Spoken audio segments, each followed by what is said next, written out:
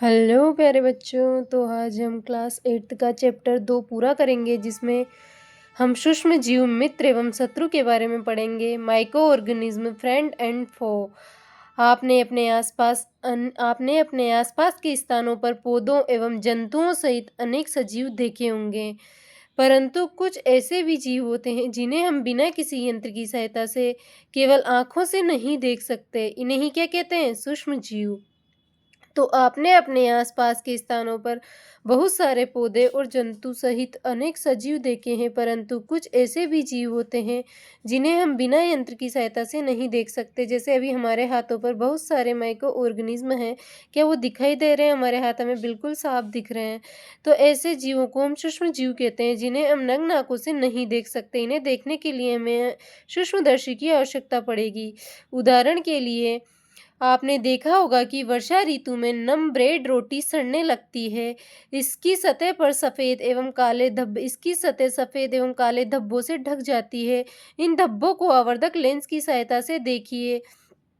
जब ब्रेड होता है तो उस पर नम रोटी या ब्रेड होती है ना, उसकी सतह पर जब काले से धब्बे पड़ जाते हैं तो वो इन धब्बे ऐसे तो हम काले धब्बे देख पाते हैं, लेकिन जब इन्हें हम आवर्धक लेंस की सहायता से देखते हैं तो आपको काले रंग की गोल सूक्ष्म संरचनाएं दिखाई देंगी। क्या आप जानते हैं कि ये संरचनाएं क्या है? तो उसे बोलते हैं स्पोरेंजिया। उसी के अंदर स्पोर होते हैं। जब हम वर्षा ऋतु में ब्रेड और रोटी सड़ने लगती है तो इसकी सतह पर जो काले काले धब्बे हो जाते हैं, उन्हें ब्रेड मोल्ड या राइजोपस कहते हैं। उसके अलावा जब हम इन्हें आवर्धक लेंस की सहायता से देखते हैं तो काले रंग की गोल सूक्ष्म संरचनाएं दिखाई देती है। उसे स्पोरेंजिया या स्पोर कहते हैं। ये संरचना क्या है? स्पोरेंजिया है, उसे स्पोर कहते हैं। उसके अलावा हम आगे बात करेंगे। क्या आपको सूक्ष्म जीव गति करते हुए दिखाई दे रहे हैं? तो अब देखिए, इन प्रेक्षणों से पता चलता है कि मिट्टी एवं पानी में अनेक छोटे छोटे सूक्ष्म जीव उपस्थित होते हैं। सूक्ष्म जीव इतने छोटे होते हैं कि उन्हें बिना यंत्र की सहायता से नहीं देखा जा सकता। हम पहले ही बात कर चुके हैं कि मिट्टी एवं पानी में अनेक छोटे छोटे सूक्ष्म जीव उपस्थित रहते हैं और इन्हें बिना किसी यंत्र की सहायता से नहीं देखा जा सकता। इनमें से कुछ, जैसे कि ब्रेड पर उगने वाले कवक को आवर्धक लेंस की सहायता से, जबकि अन्य अन्य बिना सूक्ष्मदर्शी की सहायता से नहीं दिखाई देते। यही कारण है कि इन्हें सूक्ष्म जीव कहते हैं। ये बहुत छोटे होते हैं और इन्हें सूक्ष्मदर्शी की सहायता से ही देखा जा सकता है। और ब्रेड पर उगने वाली जो कवक होती है उसे हम आवर्धक लेंस की सहायता से देखते हैं। और ये मिट्टी और पानी में अनेक सूक्ष्म जीव उपस्थित होते हैं। ये इतने छोटे होते हैं कि इन्हें बिना यंत्र की सहायता से हम नहीं देख सकते। आगे हम बात करेंगे। जो सूक्ष्म जीव होते हैं वो 4 वर्गों में बांटा गया है। ये वर्ग है जैसे जीवाणु, बैक्टीरिया, कवक, फंगी, प्रोटोजोआ और कुछ शैवाल जैसे एल्गी। जीवाणु, शैवाल, प्रोटोजोआ एवं कवक के कुछ सामान्य सूक्ष्म जीव 2.1 से 2.4 में दर्शाए गए हैं। पहले हम विषाणु का कुछ पढ़ लेते हैं। विषाणु तो जितने भी सूक्ष्म जीव है उसमें हम 4 ही कैटेगरी देखेंगे। पहला जीवाणु, कवक, शैवाल और प्रोटोजोआ। ठीक है। उसके अलावा हम विषाणु की बात करें तो क्या वायरस सूक्ष्म जीव है? तो बिल्कुल नहीं। ये बहुत छोटे होते हैं, लेकिन ये सूक्ष्म जीव नहीं है। विषाणु, वायरस भी सूक्ष्म होते हैं, छोटे होते हैं, परंतु ये अन्य सूक्ष्म जीवों से भिन्न हैं। क्यों? क्योंकि इन्हें अपना प्रजनन करने के लिए किसी सजीव कोशिका की आवश्यकता होती है। विषाणु, वायरस भी सूक्ष्म होते हैं, परंतु अन्य सूक्ष्म जीवों से भिन्न हैं। वे केवल परपोषी में ही गुणन करते हैं, अर्थात जीवाणु पौधे एवं जंतु कोशिकाओं में गुणन करते हैं। जैसे विषाणु जो होता है वो केवल जो परपोषी में ही गुणन करता है, अर्थात कोई सजीव दिग्गज जैसे पौधे हैं, जंतु हैं, उन्हीं के अंदर अपना गुणन करते हैं। विषाणु चित्र 2.5 में दर्शाए गए हैं, जिसे हम आगे देखेंगे। कुछ सामान्य रोग जैसे कि जुखाम हो गया, इन्फ्लुएंजा, फ्लू, अधिकतर खांसी जैसे जो रोग होते हैं वो विषाणु के द्वारा ही होते हैं। कुछ विशेष रोग जैसे कि पोलिया, खसरा भी विषाणु के कारण ही होता है। तो ये सारे आपको ध्यान रखने पड़ेंगे कि वायरस से कौन कौन से डिजीज़ होते हैं। जैसे जुखाम है, इन्फ्लुएंजा है, खांसी है, ये सब जो होते हैं, पोलियो है, खसरा है, ये सब वायरस से होते हैं। अतिसार एवं मलेरिया, जो मलेरिया होता है वो प्रोटोजोआ जनित रोग होता है। मलेरिया, टाइफाइड एवं क्षय रोग, जो ट्यूबरक्लोसिस जीवाणु के द्वारा होने वाले रोग हैं।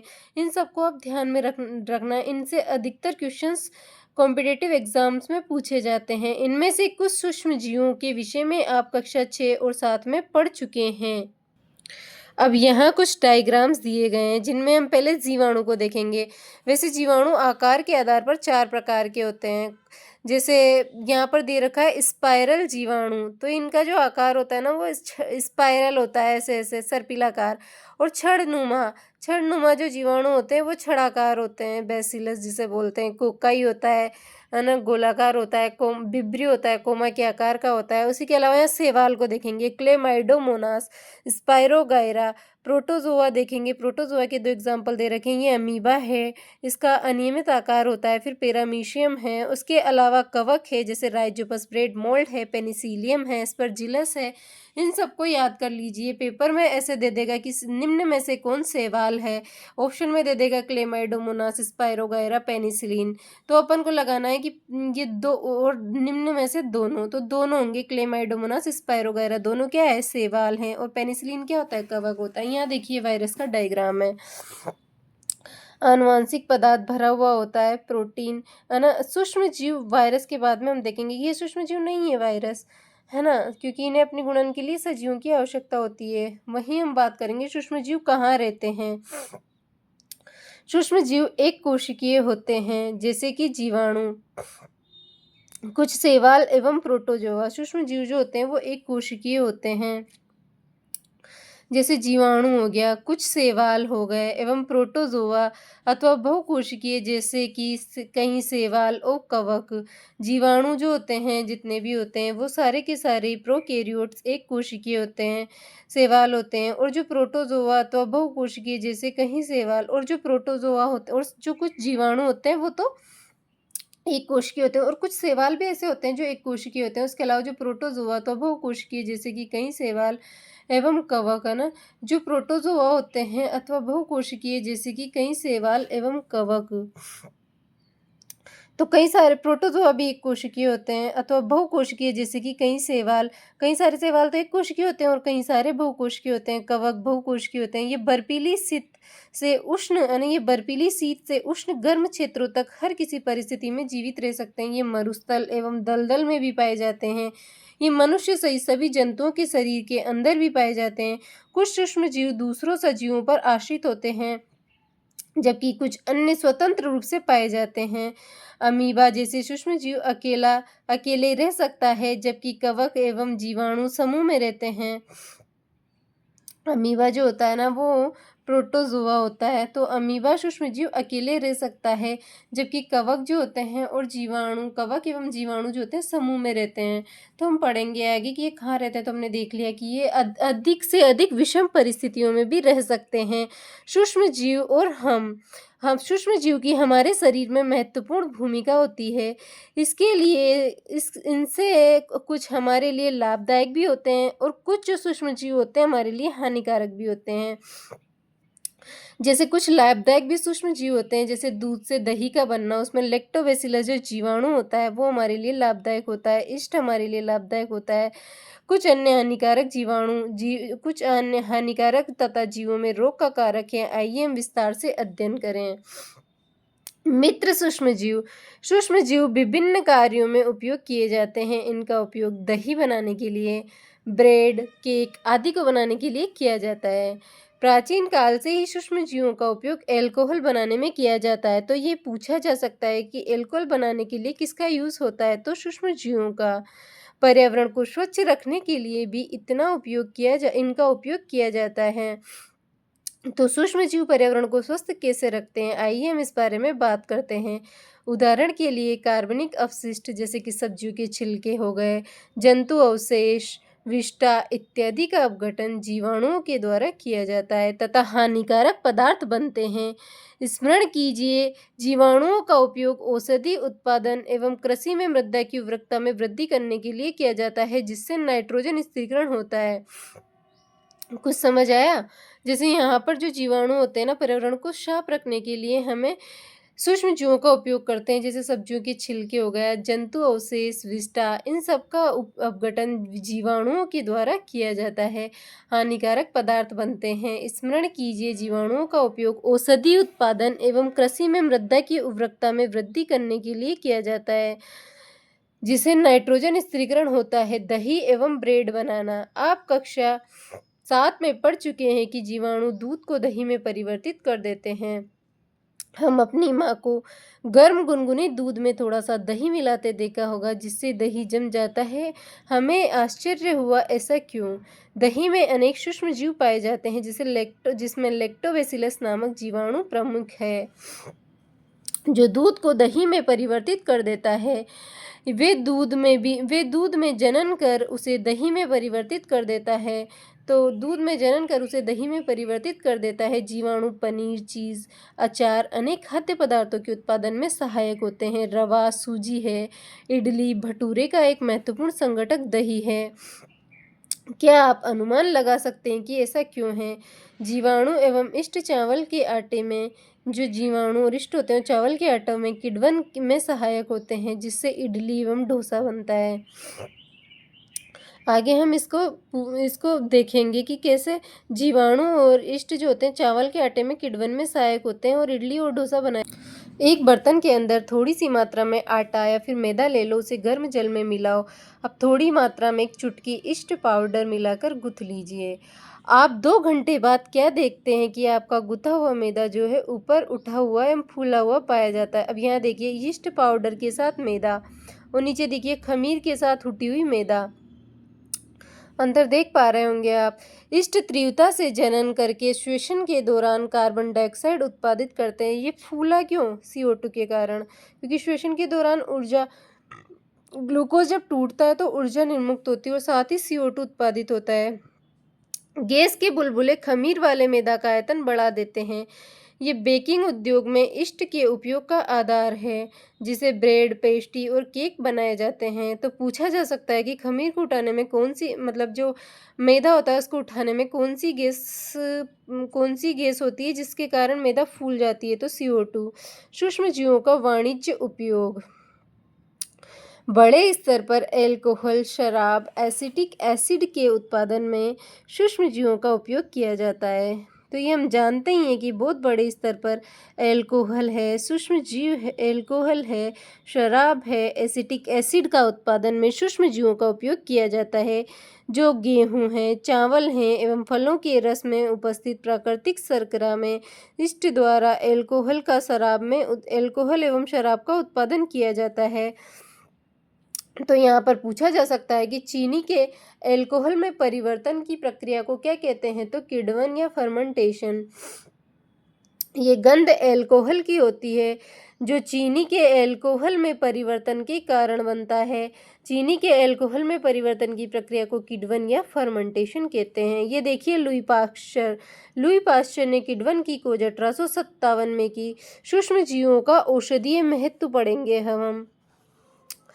आप जब कब बीमार पड़ जाते हैं तो डॉक्टर आपको पेनिसिलिन का इंजेक्शन लगा देते हैं अथवा कोई अन्य प्रतिजैविक एंटीबायोटिक्स की गोली या कैप्सूल दे देते हैं। इन औषधियों के स्रोत सूक्ष्म जीव होते हैं। ये बीमारी पैदा करने वाले सूक्ष्म जीवों को नष्ट कर देते हैं अथवा इनकी वृद्धि को रोक देते हैं। इस प्रकार की प्रतिजैविक औषधि को एंटीबायोटिक्स कहते हैं। तो पूछा जा सकता है कि किस प्रकार की औषधि को एंटीबायोटिक्स कहते हैं? तो जो सूक्ष्म जीवों की वृद्धि को नष्ट कर दे उन्हें हम क्या कहते हैं? एंटीबायोटिक्स या प्रतिजैविक। आजकल जीवाणु और कवक से अनेक प्रकार के प्रतिजैविक औषधियों का उत्पादन हो रहा है। स्ट्रेप्टोमाइसिन तथा यहाँ पर देख लो कुछ प्रमुख प्रतिजैविक दे रखे हैं, जैसे स्ट्रेप्टोमाइसिन, टेट्रासाइक्लिन, एरिथ्रोमाइसिन सामान्य रूप से उपयोग की जाने वाली प्रतिजैविक है, जिन्हें कवक है जीवाणु से उत्पादित किया जाता है। स्ट्रेप्टोमाइसिन की याद रखने वाली चीज़ें हैं जो जीवाणुओं से प्राप्त होती है। आजकल जीवाणु एवं कवक से अनेक प्रतिजैविक औषधियों का उत्पादन होता है, जैसे जीवाणु से प्राप्त होता है स्ट्रेप्टोमाइसिन, टेट्रामाइसिन, एरिथ्रोमाइसिन सामान्य रूप से उपयोग की जाने वाली प्रतिजैविक है, जिन्हें कवक एवं जीवाणु से उत्पादित किया जाता है। यहाँ पर विशेषकर ध्यान रखना, स्ट्रेप्टोमाइसिन जो होती है जीवाणु से प्राप्त होती है, कवक एवं जीवाणु से उत्पादित किया जाता है। किसी विशिष्ट प्रकार के सूक्ष्म जीव का संवर्धन करके प्रतिजैविकों का उत्पादन किया जाता है, जिन्हें अनेक रोगों की चिकित्सा में उपयोग लाते हैं। सन 1929 की बात करो, अलेक्जेंडर फ्लेमिंग नामक वैज्ञानिक ने जीवाणु रोगों से बचाव हेतु एक संवर्धन पर प्रयोग कर रहे थे। अचानक उन्होंने संवर्धन तस्तरी पर हरे रंग की फफूंद के छोटे बीजाणु देखे। उन्होंने क्या देखा कि जो तस्तरी थी ना, उस पर हरे रंग की फफूंद फंगी के छोटे बीजाणु देखा। उन्होंने पाया कि फफूंद जीवाणु की वृद्धि को रोकते हैं। ये तत्व पाया कि बहुत सारे जीवाणु फफूंद के द्वारा मारे गए। इस प्रकार फफूंद से पेनिसिलिन बनाई गई। पशु आहार एवं पशुओं का जो आहार होता है, पशु आहार एवं कुक्कुट आहार में भी प्रतिजैविक मिलाए जाते हैं। जो पशुओं के आहार होते हैं और जो कुक्कुट आहार होता है, उसमें भी प्रतिजैविक मिलाए जाते हैं। इनका उपयोग पशुओं में सूक्ष्म जीव का संचरण रोकना है। प्रतिजैविकों का उपयोग कुछ पौधों के रोग को नियंत्रण करने के लिए किया जाता है। अब देखिए यहाँ पर सूक्ष्म जीव हमारे लाभदायक होते हैं। इनका प्रयोग हमने दही बनाने के लिए कर लिया है। उसके अलावा वाणिज्य उद्योग में अल्कोहल बनाने के लिए कर लिया है। उसके अलावा औषधियों में इनका उपयोग कर लिया है हमने पेनिसिलिन वगैरह बनाने के लिए। उसके अलावा पशु आहार और जो कुक्कुट आहार है, वहाँ पर भी प्रतिजैविक मिलाए जाते हैं, जिनका उपयोग पशुओं में सूक्ष्म जीव का संचरण रोकना होता है। प्रतिजैविकों का उपयोग पौधों में रोग के नियंत्रण के लिए भी किया जाता है। ध्यान रखना चाहिए कि डॉक्टर की सलाह पर ही प्रतिजैविक की दवाएं लेनी चाहिए तथा उस दवा का कोर्स भी पूरा करना चाहिए। यदि आप प्रतिजैविक उस समय लेंगे जब आपके शरीर को उसकी आवश्यकता नहीं है, तो अगली बार जब आप बीमार होंगे और आपको प्रतिजैविक की आवश्यकता होगी, तो वे उतने प्रभावी नहीं होंगे। इसके अतिरिक्त अनावश्यक रूप से ली गई प्रतिजैविक जो है, आपके शरीर में जो अच्छे वाले जीवाणु होते हैं, उपयोगी जीवाणु को भी नष्ट कर देगी। सर्दी, जुकाम एवं फ्लू जैसे प्रतिजैविक प्रभावशाली, सर्दी है, जुकाम है एवं फ्लू है, उनमें एंटीबायोटिक प्रभावशाली नहीं होती। तो ऐसा क्यों होता है? क्यों? ये वायरस जनित रोग होते हैं, क्योंकि ये वायरस के द्वारा होने वाले रोग होते हैं। इसलिए यहाँ पर सूक्ष्म जीवों के द्वारा बनाए गए प्रतिजैविक का कोई प्रभाव नहीं पड़ता। एंटीबायोटिक्स का कोई, प्रतिजैविकों का कोई प्रभाव नहीं पड़ता। तो आज हमने सूक्ष्म जीव मित्र एवं शत्रुओं के बारे में इस चैप्टर में अध्ययन किया। अब आगे हम कल वैक्सीन, इसी प्रकार आगे हम पढ़ते जाएंगे मिट्टी की उर्वरकता में वृद्धि कैसे करते हैं सूक्ष्म जीव। तो आगे हम पढ़ेंगे कि सूक्ष्म जीव कैसे हमारे मित्र और कैसे हमारे शत्रु हैं। तो आज के लिए इतना ही, बाकी कल। जय श्री राम।